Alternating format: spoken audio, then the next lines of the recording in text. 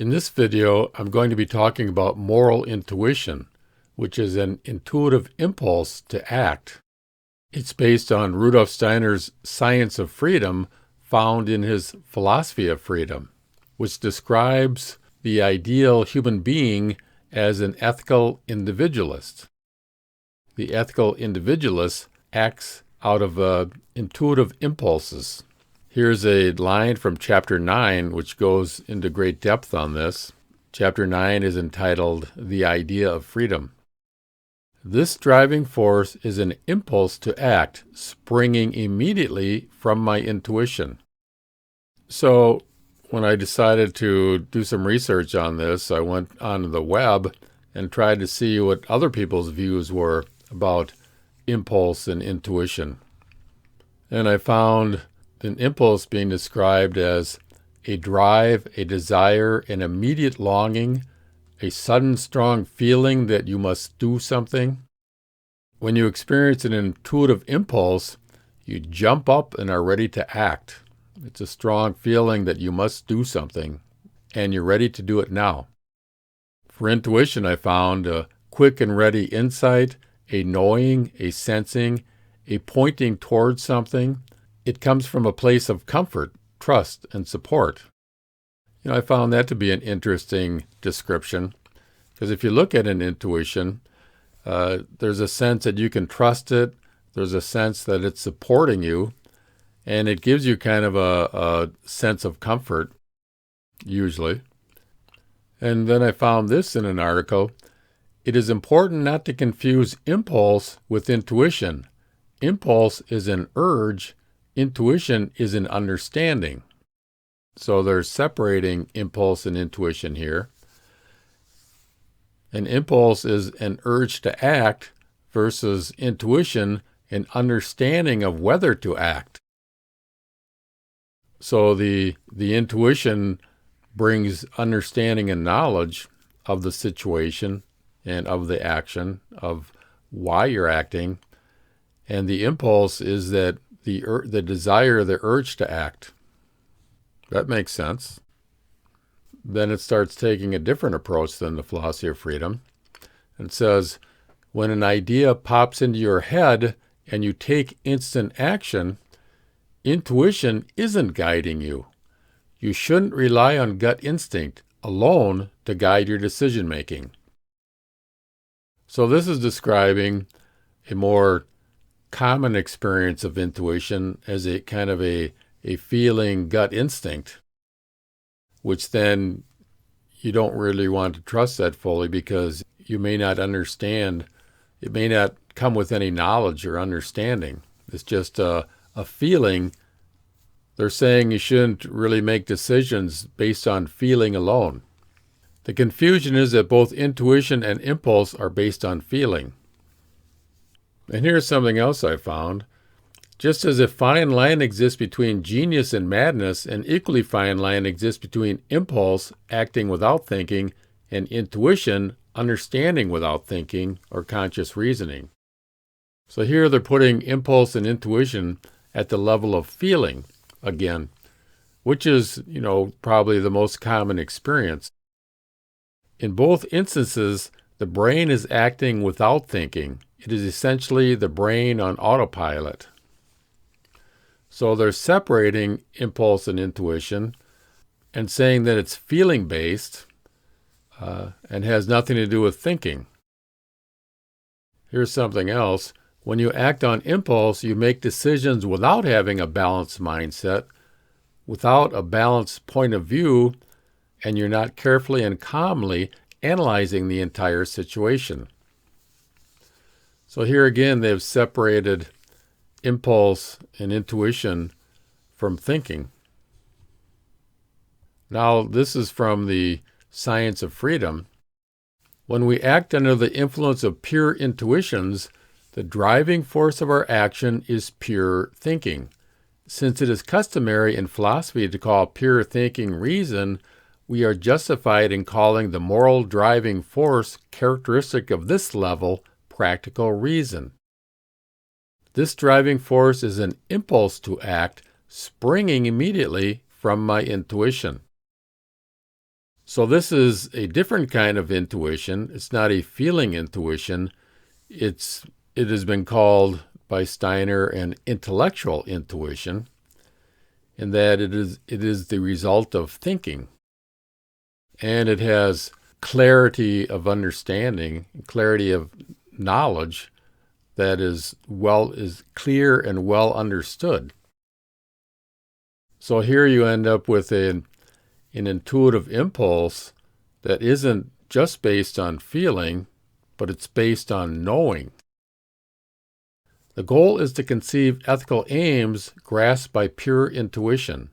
A person attains ethical aims to the extent that he has any ability at all to lift oneself to the level at which intuition grasps the conceptual content of the world.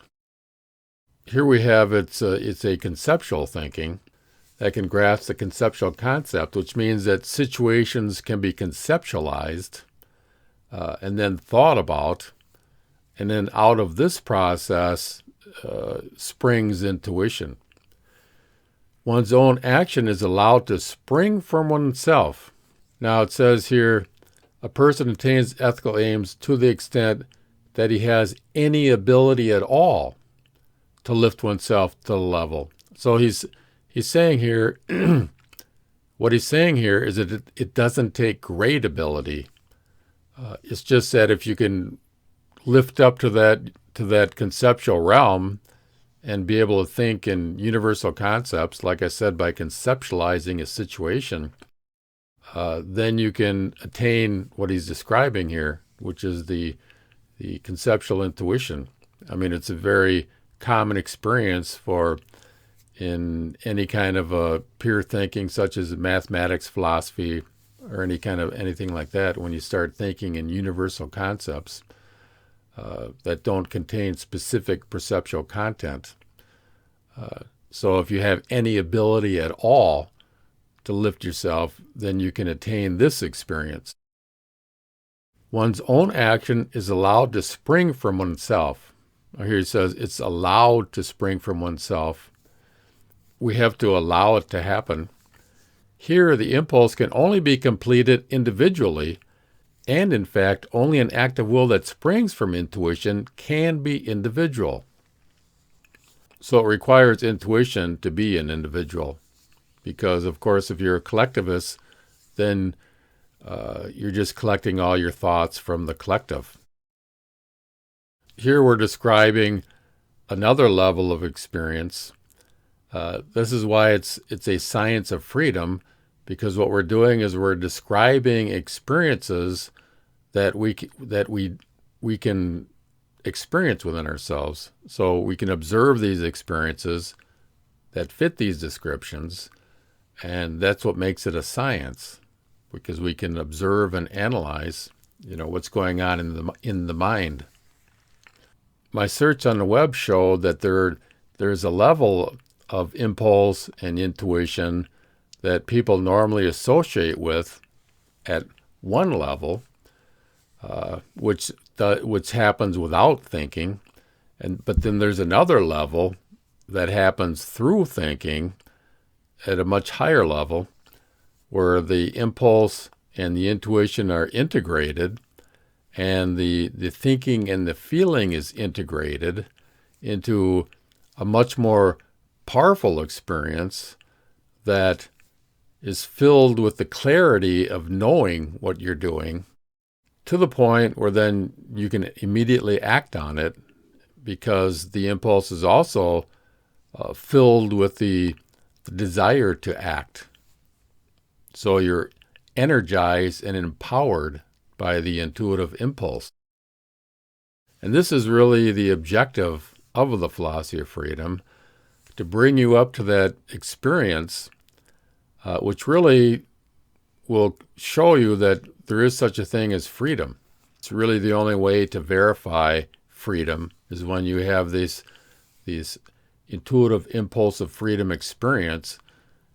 When you experience this and you look at this experience, you will recognize that free will is possible. You can't really convince anybody of free will through some kind of philosophical debate. I mean, The only way you can really convince someone is when they experience it themselves. But most things in the philosophy of freedom, most of us, probably everyone, has already had this experience. And it's just a question of identifying it, recognizing how valuable it is, and then learning how to go there more often and more smoothly so that we can increase the times that we have this experience, because that's really the basis of ethical individualism, is to have this experience of the intuitive impulse of freedom. And so if you can imagine a life filled with this driving force of action, where you're doing what you want to do, you want to jump up and act, you have this clarity and understanding of why you're acting, I mean, that's a life worth living. And this science of freedom lays out all the details of how to, make this a more regular occurrence in your life. What the science of freedom does is it shows you how the mind works. It's the operating manual of being a human being. You, as an I, as an individual self, can take this knowledge and then, pursue your life the way you wish. It's kind of like if you want to drive a car or something, you want the operating manual to know how it works. And then you get in, you drive that car, and you can go where you want. And you can experience life as it should be, as you should experience it. So the more we can learn about being human, what it means to be human, the more we can operate at our full potential as human beings with ourselves, at the controls.